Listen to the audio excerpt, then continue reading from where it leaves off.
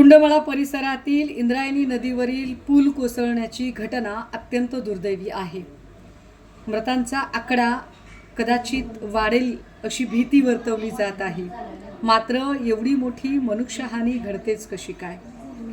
या सगळ्या घटना आपण बघितल्या तर शासन प्रशासनाचा अक्षम्य हलगर्जीपणा या सगळ्यांच्या मुळाशी आहे हे लक्षात येतं। मुळात पावसाळा सुरू होण्याच्या आधी ही सगळी महत्त्वाची कामं करायला घेतली पाहिजेत।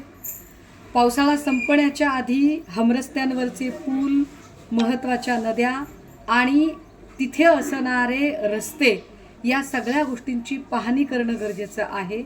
काही पूल मोडकळीस आले असतील, जीर्णशीर्ण झाले असतील तर त्याचं स्ट्रक्चरल ऑडिट तपासणं गरजेचं आहे।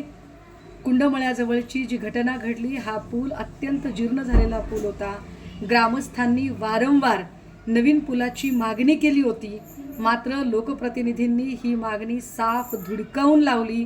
लोकप्रतिनिधींना या सगळ्या जीवांशी काही फारसं घेणं देणंच जणू नाही अशी काहीशी परिस्थिती निर्माण झालेली।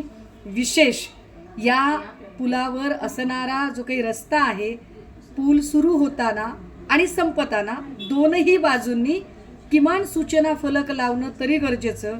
मात्र या पुलावर साधा सूचना फलक सुद्धा नव्हता। त्यामुळे या घटनेत जे बळी गेलेले आहेत हे बळी नैसर्गिक नाही तर इथल्या शासन प्रशासनाच्या हलगर्जीपणाने घेतलेले बळी आहेत।